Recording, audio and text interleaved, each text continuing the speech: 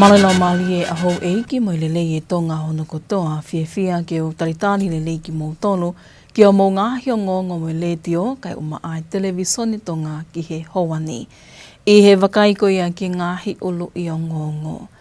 Lawa whea ka kaini nao te fua i he mala e teu whaiwa ane po i e konseti ai tangata hiwa iloa go Ali Gamble mo e UB40.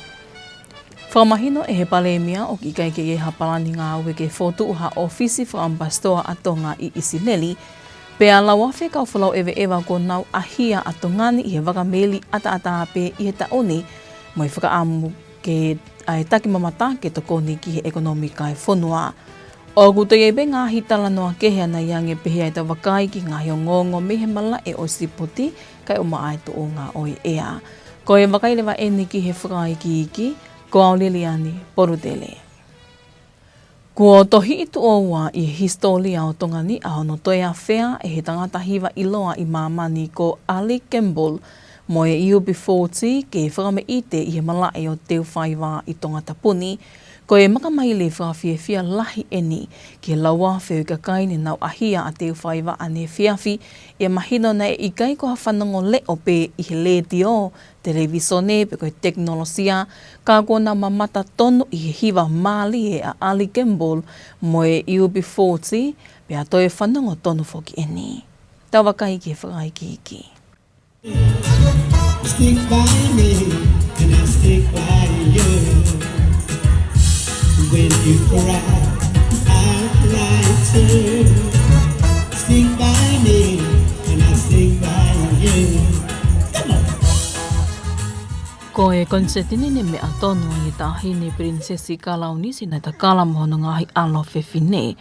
Ne mea heni me whafofonga no pele whika uluaki o Tongatapu no pele maafu mohono family.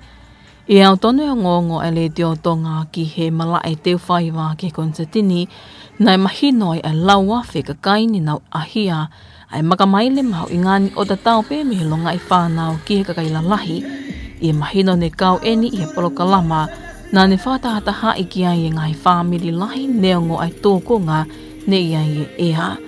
Ne malama heni o whakatala noa ai o ngongoni ki ni ihini nau kawatu ki konseti tatau i wafe mano o whakahai e Salot e sis wha ai ni manato me lia me maho inga ke mo ui whiawhia ai tonga ai polokalama peko konseti i koe ni. Poki ane wanoa hiri ai toi poki mai koe UB40 pia me he wanoa noa o no. Me ko tau e wanoa koe ia lahi ngahi liliu ko hoko he whanua. Ka koutui koe taleniti koe ni koe musika. Tau bakai peki ai e whiawhia ka kai e whanua. Pia koe kau tā mea whokia koe ni UB40 whakataha pia me kau tā mea una o mai koe ke oku hanko lau tau tangata e talu me tau wanoa ko hiri o au ke lolo tongani oku kei taimi pe ia pa koe mea whakawhiawhia o ne hoko eni koe mea une hanga whakataha i mai ho tau kakai o kai ngata peka kai tonga i tongani tau bakai ko kakai tonga me tō pure anga mnau si polau mai i he mahu inga ia pia neongo tau bakai ko hange nai o ku mamafa e totongi ko tau talanoan ke UB40. Ko hai mo tau tolo tau no pei tongani wa umai e UB40 pa tau honga ia pia fia he wakai holo. Ko lahi kakai i e konseti fa Moimoi ko nau mama o atu. E tau wakai ke ngai tā wa i e kakai ko hiki atu pia liliwe ai ngai to onga mo ui. Kau tau fia ko ngā ko kau reka koe o e tau e wanoa ko hiri. Mei ko e young adults ia o ahoni pa whakawhiawhia tau wakai ke atakai o teu whaiwa. O whakahoko i e lau maari e whiawhia, pia mo e lau maari e oku malu. Kau whakawhiawhia o pita. Ne whakatoka ngā i e hongongoni he mala e teu whaiwa ai toko lahi e kakai mōli ni nau iai. O whakatala noa ai kia ni ihi o mahino, ko e toko lahi taha, ko e whalau mai pe ki tongani, whakatau mua ki e konseti koe ni Ali Gamble mo e UB40. Noro tonga ia o mahino ni iai bema ni ihi i ngahi tōku i moto tongani ni nau whalau mai ki Tongatapu o kau gea sio ne whiwhita o haapai.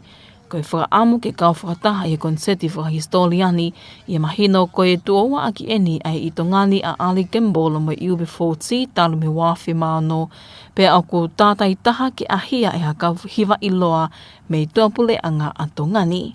Ke hau i he ku fia ke toi sio mo toi mau ha mo ui fo ou ke toi au ke toi foki mai goni a tāmea goni mo kakai iloa pehe me ke tau tupo pe ko pehe ke foi whakalakalaka moni eni o ku hoko i tongani he ngahi ahoni ko i ngā ko mo ngahi mea ko toa pe ko ai kai ngā Tonga mo tō ke tau hanga o poupoi mo tau toko ni ai ngahi whakalakalaka pehe ni whikawaki ko toi pe ko new generation e toi au ngange ka nau tolu ai ngahi mea ka atoa ko ni ko puna mai peha honi mei hapai ke wau mai o i he ku manatu ke wafe maono na wau mei nu sila aho ko ia ko a honi ko wau mei hapai i he ku fia he ku toi au ke aho fia peheni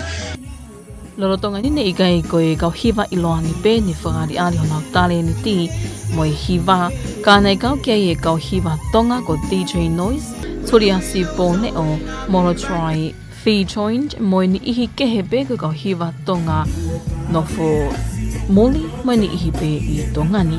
Nego ni toki kakate konseti ko Valinga po kana i kei maopo pe hana no fo i atu e kakai e polo kalamani o me abe ai mo i tahine princess i kalau nisi ni takala mo hou eiki talo me he eni kamata i he ni mai fiafi o tātuku aki ai whame ite a Ali Gembol mo e UB40.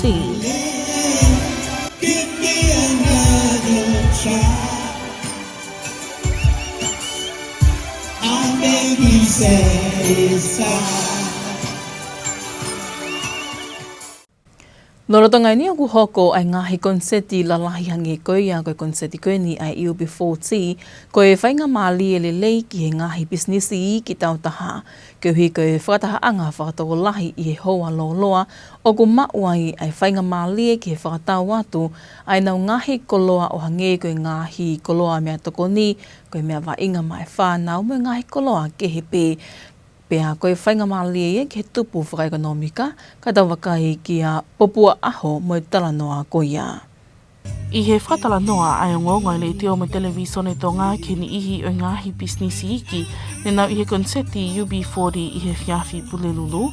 Nei whakaha e toko lahi e nau whiawhia, i he whainga maali e koe ni, koe hia kui kai ngata pe, i he whainga maali e ke mau a seniti, kai lawa ki nau kau atu ke konseti whawhiawhia lahi koe ni.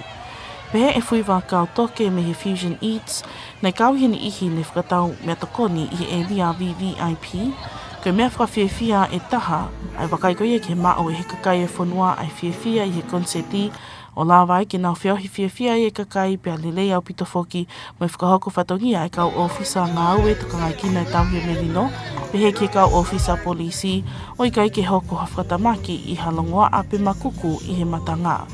Nei lahi ngahi bisnisi ne nau kau atu ki whakatau koloa atu i he konseti, pe mahino pe e lahi nge whi mao Hawaii mo inu koe hika whamama whanai ea, o ilonga pe i he kakato i konseti pe whamau po opo ai eria, nei wahe atu i ngahi bisnisi ne kei toi nau koloa mea tokoni, ma ai kau ngā ue hiko vewe me kau ofisa polisi, ne tokoni i he fua whatongia o e aho. Ai au kāmai ai e lau maali e o e whiohi whiawhia mo whiofo whani, ai au koe taha i ngahi tau mua nei kotu utu waki ai konseti koe ni. Pea ni ongo nei lahi ai vewe nei ni aki he matangahi he loto mala e hidi ai konseti, kāna e māwato e kulupu tau tupu o ka peta i he nau whingai aki mo i poate mau mawhai ke vewe, o hiko ai vewe mo whakamao po opo ai e lia kotoa tau whaiwa i he tau kawe i he tau he ataka i ke maa mo masani. Kua whakaha e he waasioloki e poleanga ai hiki hake e ni e whakatokanga whikau aki mo o ngā awhi Home Reef mei he lanu e nge ngā ki he lanu moli o mahino koe whakailonga lanu moli koe whakatokanga ma mawhaia ki he whewhalau aki i he wawa mo ni ihi koe a whewhalau aki wakatahi. Seno li tato i vai mo e whakaiki iki. I he whamatala e ofisa sioloki maolunga ko whalau hola Latu ilana ane pehe, o ko mātuunga hiki hake ko eni ke whatokanga lan moli, ko uhi ko li po te kainga wawa o ko kamata ke nau sio ki he mao pea moe kasa mei home brief. I ene pehe o alu ke te lahiange ai mao moe kasa ako puhi hake mei he mo unga whi. Ko e whamatala whamui taha koe ni o ko mao. Aina e whaipeha no si ofi, talo e ngā ngau e mo ngā whi mei he aho taha ua, taha whitu ko ia o Disema tau kosi. O tukatai ngai whamatala o kamata o mai ke aho uraki. Pea koe hoko atu mea ai, ko no si ofa mui taha koe ni o e tounga ko gai ai mo ngā whi o ko asia e hangit na alu ke tupu hake ai mao ko ia ko ku tal hake me mo ngā whi. Aku kau hake pe ai mao ko ni ko ngahi kasa. Pe malava pe ke ia mo e fu me ai. Pe na e alu tupa tupulaka na e ngangau e mo ngā whi. O whatoanga i ni he kau pailate ngahi wakapuna a whipuna aki e ata. So aku ia whakatokanga o hika kai whakatokanga koe ki he ngahi whipuna aki koe ni ki he lanu moli. Pea ko aswai whetu takpe mo e ngahi wawhinga we aki ki he tukato e whakatokanga koe ni. Oku ilonga e lahi koe ni e ngangau e mo ngā whi. Oku os whakatokanga i mai he ni iho e kau nofo i wawao. Aku nau lipoti mai, oku nau osi lava lewa o sio ki he maa koe ni mei home reef. Pea ku te whatai whakatokanga e nia ki he kau wholau wakatahi. Ke whakamamao au pito mei home reef. Oku mawhotoa te ke mamao ka noti kua malu e ua. Oku te maho ingang pe ke homo malu mo e hao. Oku leleang pe ke o ai whai ha ofi, wholau ofi i whetu koe ni. He oku ilonga pe ai ngai ata satellite koe ku tuku mai. Oku ilonga pe ai kere koe ku mapuna, oku asi he tahi. Tupu mehe mapuna koe ai mo ngā whi. Ai tene lava wesia ngahi mi sini waka. Pea mo taha koe vela koe ne tahi tene lava whatupu ha mau ki he ngahi mi sini waka. I ene pehe o ko hiki hake ai whatokanga ke whiwhalau ak wakapuna mi he lanu e ngenga ki he lanu moli. Pea hiki hake whatokanga whiwhalau aki wakatahi ki he lanu kulokola. Koe tunga koe whatutamaki a home reef o i kai ke whatutamaki a ki he kakai. Inga ke hangi koe nea koe ni o hunga tonga hunga hapai. Koe ngai whakatokanga koe ni ke ai koe nei lauta ni nai ke hiki haki koe ni ke lanu moli. Koe whakatokanga ia ki he whiwhalau aki wakapuna e. Ka taki pe kakai whanua ka pau whakatupo haa. Koe ngahi whakatokanga o atu o ku ki he wakapuna ia he ku alhaki whaki koe nei mao. Na lava alhaki ai mo e fu mo unga afi te nawa ia wesia ai whiwhalau aki wakapuna. Ko whakatokanga koe ni taha koe ko kulokula ki whewhalau ake wakatahia me whangi kawai wakatautai me ke nau tokanga o whakamama o mehe e lia koe ni koe ku tuku atu i he mape koe ni o hazard map ke whakamama o mea te lia na hoko ha palopalema. Koe mea koe ki he tautoi koe ni kou nofo he whanua wawa umuha pai ka Tongatapu o kai ke aha whakatamaki a ki ai ke tau hoha ai tau tolu pe e pāmai ai mo ngā whi o tau hoka whatutamaki ai o i kai ke aha whakatutamaki ai koe ia pe. Ka ke o te ngahi o ngongo pe o kai pepo a pes Facebook a ke tuku atu ai hoko atu ai. Kai ke aha me ke he te tānaki atu ki ai ko le pe whengo ak whakataha he taimi koe no ku hangu na la ane nai ka pau ke hatahau ni whakatokanga i atu. He koe wikosi na o se whetutang me mi wawao. Unai na lava o sio ki he plume koen pe koe ahu koen me mo ngā whi. Pe koe mao koen me mo ngā whi. Ai kula waino to koen ke mau whakafuafua he koe tangaf koe ngā whaktaimi ni koe satellite koe ngā ake satellite. Koe ai ku to koen lahi mai pe mo ngahi sio koe me mataton koen ai kakai koen i he tau nofo. So, e whai maa pe moi. Lo tonga nina te pe lantu ila neongo ai hike whatokanga ka o i he tuunga whawhia maari e pe. O ko mahina o kei Moimoi pe wa asioloki e tuunga o iai e mo unga awhi home reef i he talu e ni hanoli pōti mei he aha oluaki o i mahina ni. Mai o ngonga le te o me televisione Tonga ko au sanoli tātu i vai. Kua whaka e he pale mia no pele whawhanua o i kai ke iei hapalani ngāwe e puleanga ke whotu ha ofisi whaambastoa atongani i Isileli. Senoli tatu i vai ai pe moi taranoa ko ia. Ko ene whakaha ni I he whaik eke makehe mo lawe I loa ola me he kautaha ngongo Pacifica TV and Radio I Brisbane, Australia. Lo tonga me ai pale mea I he weekend I he whakataha makehe mo I kainga tonga I Australia. Hoka e toka ngau pehe e whakatuha o fisi wha ampastoa, ka nai whamahino he pale mea te eke ke whaia whakaukau kia I mahino, e pau ke ula whapapau I ngai whanua o tokolahi ai ka kaitonga. O iai pe whake tau wha diplomatika pa mo Islande. Ka ihe ku mao te kike psio o kia hapalan pehe. I hanga koe tū koe tau wha preanga. O tau mahu inga ia whoki I he ngahi whanua koe mo tonga I ai tau kakai. Ai ko tui ton ke tau whenga I ke whane rei I tau wā ka mo whanua ko tau pāwhi mo ia no tonga. Hangi ko New Zealand te kei peke iaha tau ofisi I Wellington. Mahino peu ke tau hai komisiona I Canberra. Ka koe tau ngau ba au piko no sia pani o ke tau embassy hai. Behe foki ki sia ina I Beijing. Ba ko Amerika whanua taha o ko ba au pi peu plahe tau paran ngau ke ka hau mo nau tolo. Te kei ki iaha tau mission Washington. Whai aki pe ngau e koe ni ambassador koe ni ngau ke UN na I New York ka ko tui kawi ngai me ki tau whakau. Pa ihe taip tatau pe koe European Union o koe kai ke iaha tau office pau I Brussels pa pehe foki ki Geneva e koe konga taha koe ni a United Nations mo ne ngahi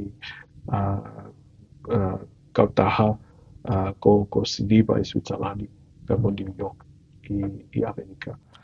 O ku mahina o ku whaitokanga ki ngai whanua o ku whingai aki waofi mo tongani o hange ko Nuusila. I mahina o ku te eke ke iai ha o fisi talawhikaulahi a tongani I Nuusila.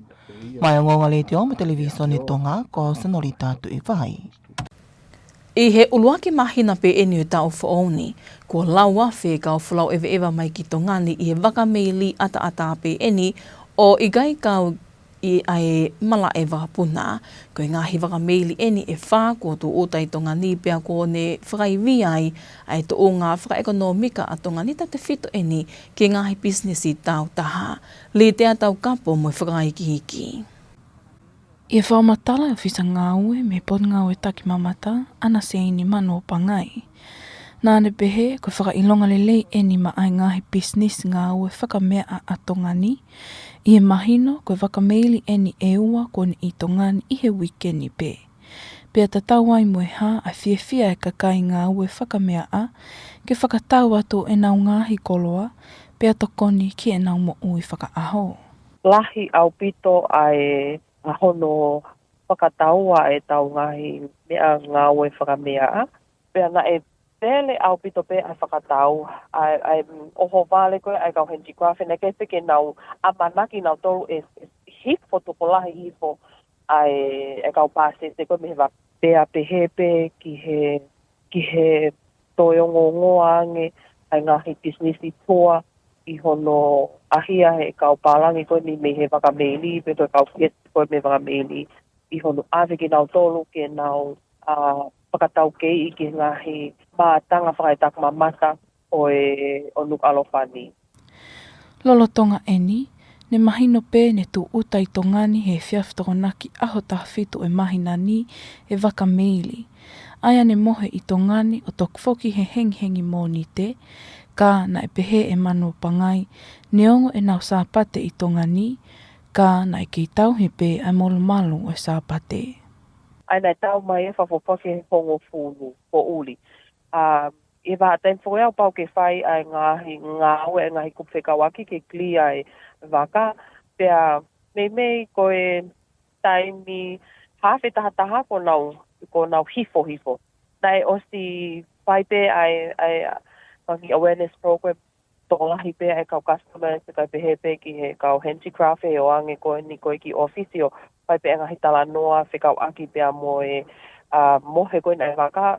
O si mahino pe ia, koe tau mai koe he tokonaki, o koe ki waha time si pe patau tahawa tau toria koe sāpase.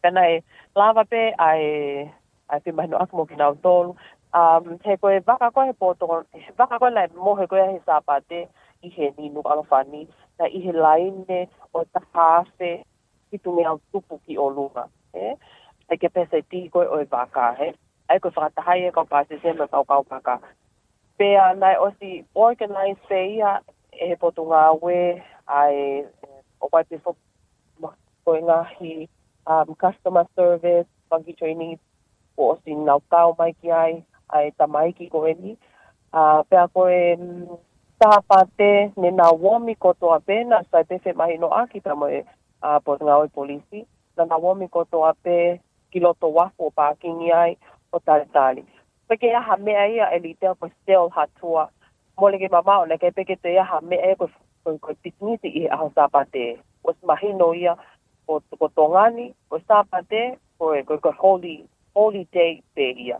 na tu utalifaki pe ka taxi na ai ha get me loto vaka lele pe ia ko eva idea ko tu ko ka taxi na tu utalifaki pe transportation wise pea na si au pito pe na tolu ia Tēnā nau organize pe ngahi lotu, katolika, koe Wesleyana, mamonga, ngai whunga waka keke. Na nau ha o pena tolu ia koe he pōtona ki, talamai ko fe ia location ki he whale lotu koe, ki he church koe hai whunga waka koe. O hao pe koe ki he toko ki he sapate, koe nau whiwhi mte, tamai kia ko ia, kau kes ko ia, ho hanga tonu pena toki ki ngai whale lotu ko ia, nau lotu pena tolu.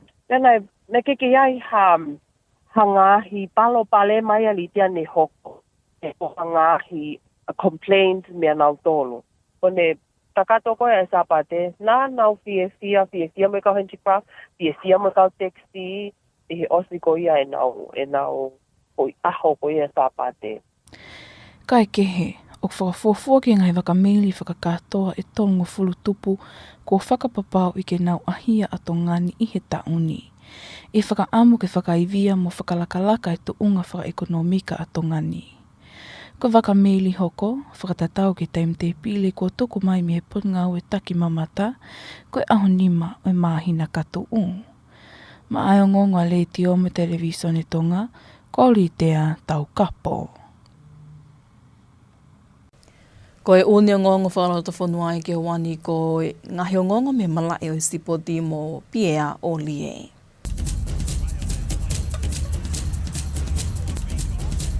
Malo mo tau ki whilonga ki koe wakaini ki mala o sipoti. O ku rotonga I apia ha moa ai timi hau koia nuku he tolu. Te atu ki he whiau he ngahi karampu hau mo o she nia I mala o soka whaha koe whaasinga o wikeni. Ko e ngongo tuku mai ni me kautaha soka antonga hiri ai whalawa te whaiako la whaere moala pia mwene kaunai te ki he whiau hini he koe hau rotonga whoki a Tongatapu he wanoa uanima. Ko whiang koe nia kui kai sola whokia ke karapo a vei tonga o pehe ki lo taha pai, ka koe fofo taimia ki nuku he tolu, ke whalau he konga ulua ke whiau hini ai au kui ai ongo haa moa pehe whoki o tumotu kuki. Hai lo tonga nia ku whao e karapo ia nuku he tolu ki a takai o whiau koe ni, ka koe whaiako, la whaere moala kua whea ngai pe mo whiau hini hiri e tau e hongo furu topu, e ne waenga he timi a lo taha pai I he ngahi whiau hi kua tau sito a mei ai. I taimne tau pe ngāwe wāwhi a pito e whaiako mo I pure wholau, Webster laume, a ia koe malukolo tutoku e ne timi, ai tō anga seti. O ku teu ke tawhi malaya nuku he tolu pe mo e timi koia e tūpapa marae renga, mea tu motu kuki, pe haukatai pe ki he pango youth me Amerika Hamoa, ki mu aia ai tātuku pe mo I vaivase tai, o Hamoa ia I ahono e mahina katu. Kai ke, ko I ikuna he konga uranke whiauhi e puka I pehono sea, ke area I hawe o sea ni ai ofisi, I mahina ko ia ko a kosi. Ai ko whenga maari e, o te geiki a usia, he ongo timi ki mua. Ka ke he koe kalampa nuku he tolo, e vainga mi ia una loto aho, maroni mano de vao, lamaki lolo hea, ko te vita pare, sio ne whakahau, whio whaaki aho, whanua fo o moala, sio ne whehoko, tuia wharepapālangi, Christopher Kite, maroni aho, mai keri lomu, te vita wharepapālangi, Raleigh even, Kara G, ko Morgan Lehman, he kai maa foki a seoeli vea tupu.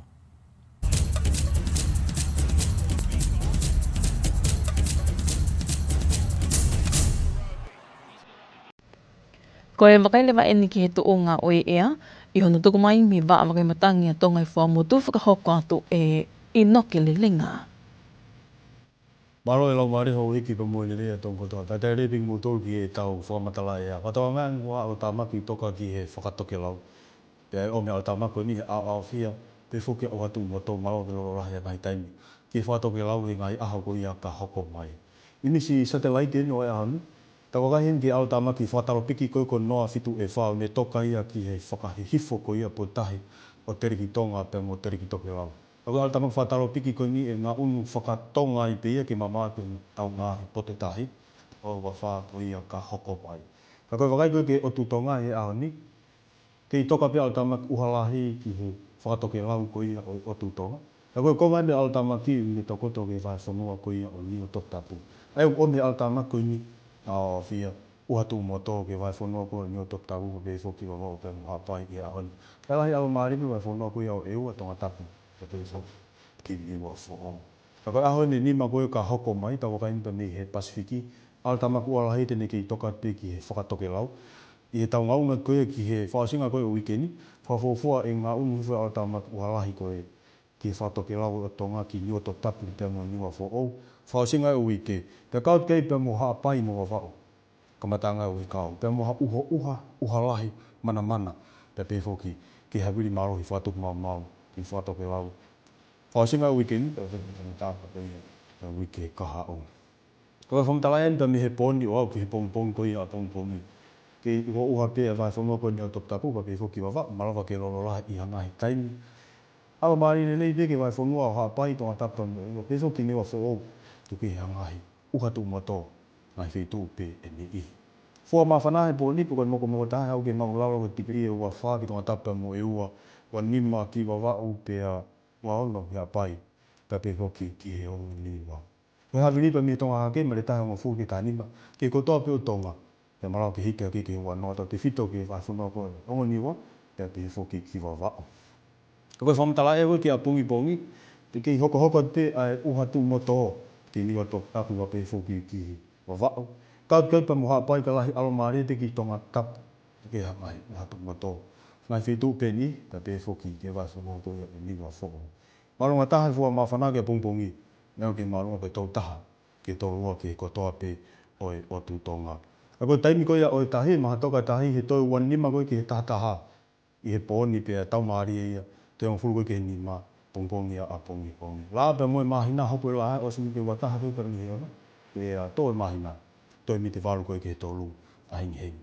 Waso pe whamatala ea, o he nima koe ka hopo mai ki Nuku'alofa, koe tokona ki, e lahi ki au whia Nuku'alofa. Ia, moa uha, malawa ke ia mana ki tokana ki. Pe whaka au ke au maari ki sāpate, pe pefu ki tonga wika au.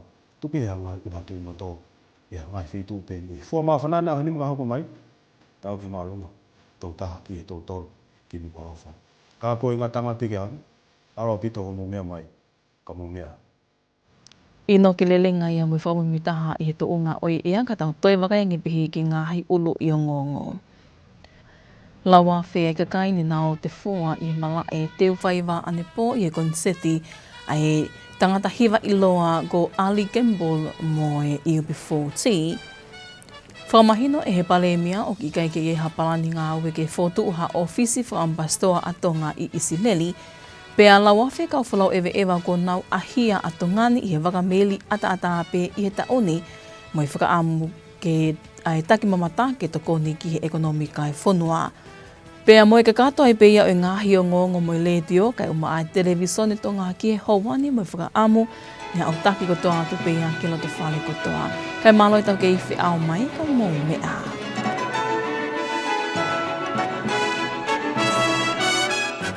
Good evening and welcome to your English news package with radio and television Tonga news for tonight. Making headlines, thousands of concert goers enjoy the UB40 and Ali Campbell's second concert in Tonga last night. Alert levels for home roof volcano have been raised, though only affecting nearby areas of little risk posed for the rest of the country. And the Prime Minister confirms there are no plans to establish an embassy in Israel. We'll have these and more stories coming up later on in this bulletin, as well as the latest in sports and the weather update to wrap up this hour's news package. Now for the news in detail, I'm Popoa Aho. Thousands of people gathered at Tonga Stadium yesterday for UB40 featuring Ali Campbell's concert. This marks the second time the group has visited Tonga, having first performed in the country in 2006.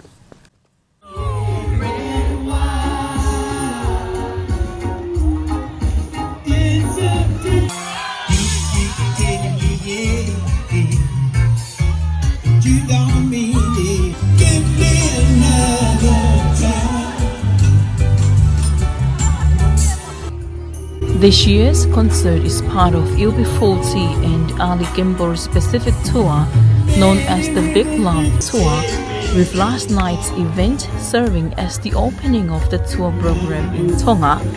It was a huge source of joy and excitement for the thousands of people who filled Tonga yesterday evening, especially because this was not just listening to the music on radio, television or through technology, but seeing and hearing Ali Campbell himself and the UB40 band perform live in person.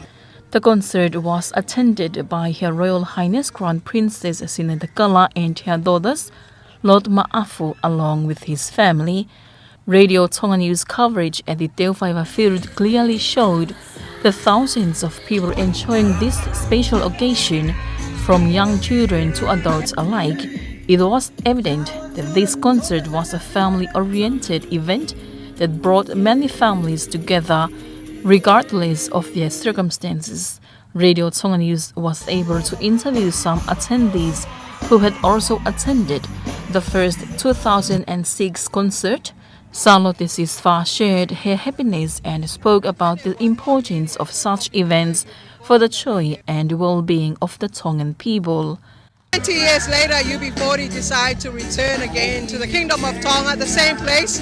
I was very fortunate to be part of the crew that worked from Tonga Broadcasting Commission to work directly with UB40, and to see it come back to reality 20 years later. It brings the same joy. Our people are still coming through. We've seen pictures from 20 years ago. Some people have passed away, but the memories remain. And I think one thing we can guarantee is that music and the talent of music is something that reunites our people. And we see our people, not just in Tonga, but our people, diaspora, and people traveling in from the world just to see firsthand UB40. And it's a privilege. I'm really happy that this time around it's not just me and my husband, but we're here with all our 4 children. So we're very grateful for the opportunity. The news team was also noticed a large number of foreigners at the Tonga Stadium and spoke with some of them. It became clear that many had traveled specifically to Tonga for this concert.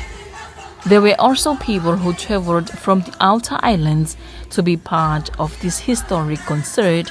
The concert also featured performances by well-known Pacific artists, including Tongan performers from abroad, as part of the lineup for the event.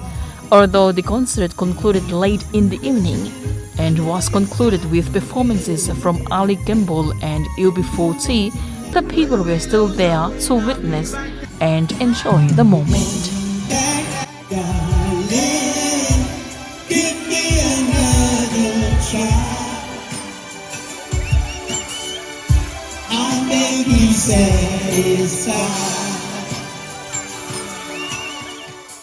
Meanwhile, concerts such as the UB40 concert yesterday, which is one of the larger concerts to be held in the kingdom, provide valuable opportunities for small local businesses because of the large crowds gathered over long hours, allowing for vendors to be able to sell their products such as food items, beverages and other goods, and able to earn an income. Radio Tonga News spoke with some of the small businesses present at last night's concert. Many expressed their appreciation for the opportunity, not only to earn an income, but also to be part of and enjoy such a major entertainment event. Fuiwa Kautoke from Fusion Eats, who was one of the vendors in the VVIP area, said one of their highlights was seeing people enjoying themselves at the concert, socializing and enjoying the concert, while also commending the excellent work carried out by security officers and police in maintaining peace and order with no incidents or disturbances occurring.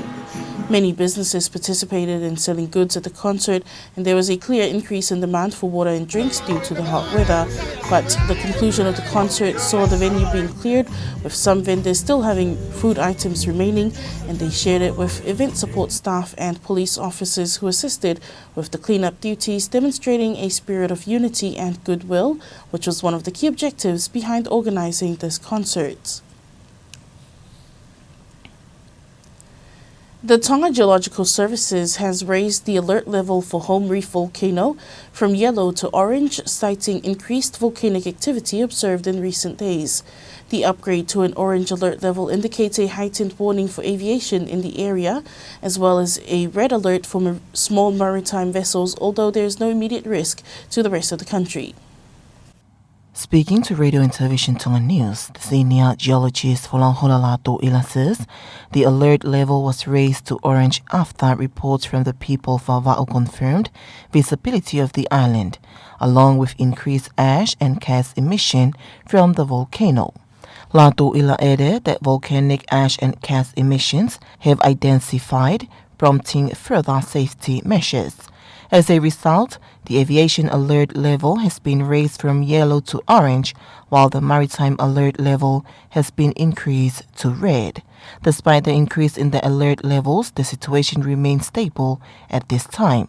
Tonga Geological Services says it continues to closely monitor the activity at Home Reef following reports received since the 1st of this month.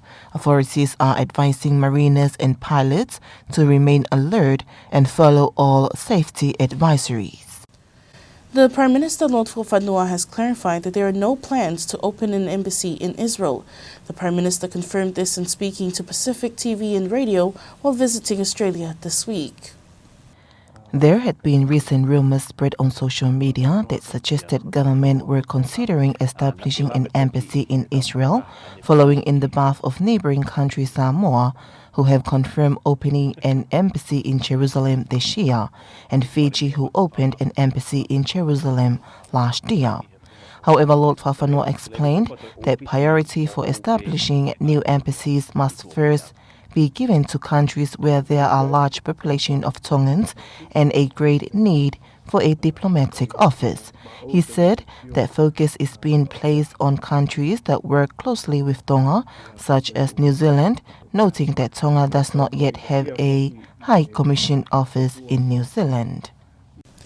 And in only the first month of the year, the country has already welcomed thousands of tourists arriving and visiting cruise ships. So far, 4 cruise ships have visited the kingdom, and they bring a positive impact to the country's economy, especially for private businesses. In an interview with an officer from the Ministry of Tourism, Anaseni Manopangai said this is a good sign for private businesses, particularly those selling Tongan handicraft. She noted that 2 cruise ships arrived this week alone, and business owners were pleased as their products were sold, helping support their daily lives and contributing to economic growth. 1 cruise ship arrived on the night of Saturday, the 17th, and stayed until early Monday morning. Although the ship was in port on Sunday, the sanctity of the Sabbath was respected, while arrangements were made to ensure tourists were entertained appropriately. The Ministry of Tourism has confirmed that around 30 cruise ships are expected to visit Tonga this year, with hopes of further strengthening the country's economy. The next cruise ship is scheduled to arrive on the 5th of next month. Reporting for Radio and Television Tongan News, I'm Litea Taukapo. That was the latest from the local scene. Up next, we'll join Pia Olia for the latest in sports.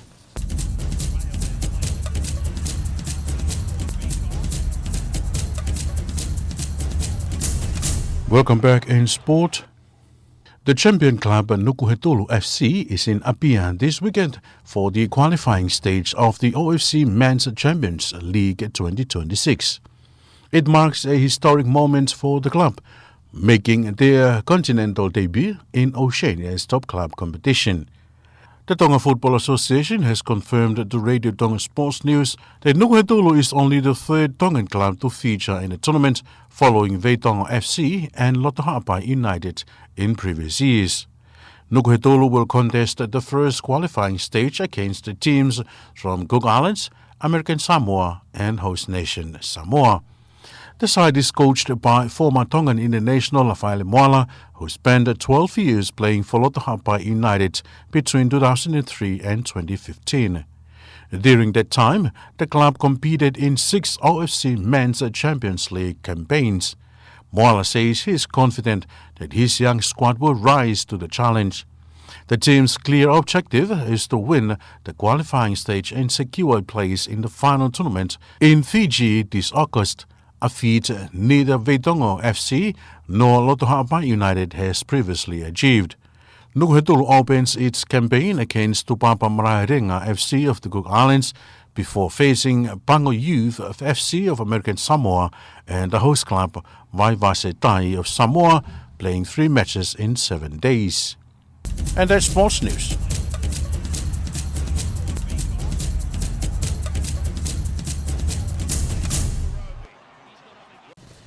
And that was your sports news with Pierre Olia. Now taking a look at the latest weather update from the Formal Weather Forecasting Centre, presented by Inoke Lilinga.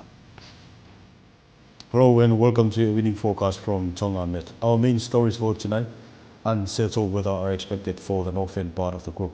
Cloudy condition, occasional rain with possible thunderstorms for the upcoming days. So here's today's satellite imagery. This is tropical disturbance 07F, currently lies to the west of Tonga and Tokelau. This system will continue to move southward for the coming 24 hours. Looking into our islands, the active trough currently lies to the north of the group, and part of this trough lies over Niua Tongatapu. So this trough brings cloudy condition, occasional showers to Niua Tongatapu. Also, Vava'u and Hapai are mainly fine for Tongatapu and Niua, including Niua Fo'o. So here's the next 5 days across the region. The active trough will still lie to the north of the group, but as we head into the weekend, we're expecting this trough to move down or shift southward to Niua Tongatapu and also Niua Fo'o at the end of this week, bringing occasional rain, possible heavy falls and thunderstorms for the end of this week, and including Vava'u and also Hapai for the start of next week, and also gale force wind coming together with this system. Forecast from tonight up until tomorrow morning. Occasional rain will still continue to Niua Tongatapu, also Vava'u with some heavy falls at times, mainly fine for Hapai and Tongatapu and Niua. Also Niua Fo'o, except isolated showers are expected.